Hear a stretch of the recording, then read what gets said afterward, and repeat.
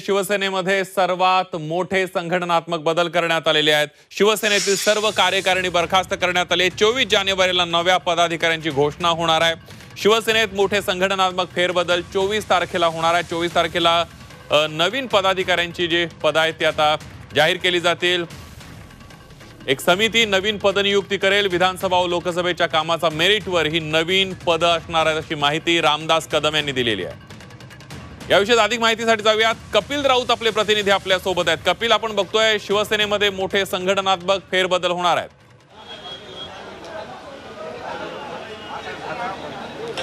नक्कीच आपण बघितलेलं आहे, विधानसभा झाली, लोकसभा झालेली आहे। आता लक्ष शिवसेनेचं आहे हे बीएमसी इलेक्शनकडे आहे, मुंबई महानगरपालिकेच्या इलेक्शनकडे हे लक्ष लागलेलं आहे।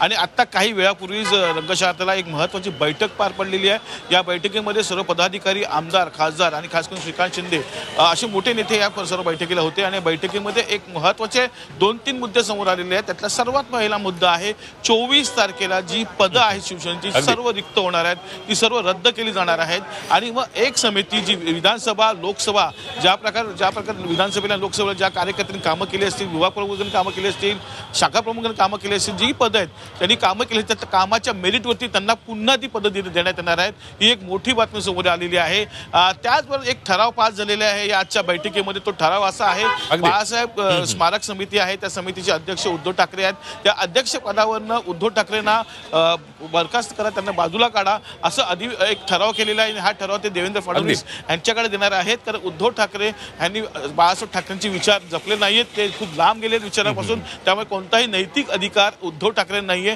आणि त्यामुळे उद्धव ठाकरेंनी ह्या खुर्चीवर खाली करा असा एक ठराव पास झालेला आहे। त्याचबरोबर 23 तारीख ते 9 तारखेला 24 तारखे 9 तारखेपर्यंत सभासद नोंदणी होणार आहे शिवसेनेची, नव्याने सभासद नोंदणी होणार आहे। त्यामुळे हा पूर्ण आठवडा असणार आहे।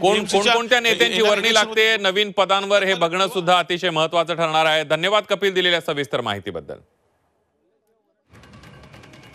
आणि याच संदर्भामध्ये रामदास कदम यांनी काय प्रतिक्रिया दिली आहे तीही बघूया।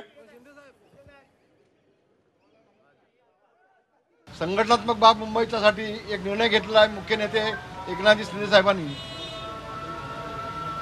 की 24 तारखेला मुंबईतल्या सगळ्या पदाधिकारी आहेत, जे शाखा प्रमुखापासून विभाग प्रमुखापर्यंत जी पदं आहेत त्या सगळ्या पदांना स्थगिती देण्याचं काम 24 तारखेपासून होत आहे। आणि पुन्हा या सगळ्या भागामध्ये 3 समित्या नेमून पुन्हा त्या मुलाखती होतील आणि त्या मुलाखतीच्या माध्यमातून सगळी पदांची नियुक्त्या या मुंबईतल्या पुन्हा केल्या जातील।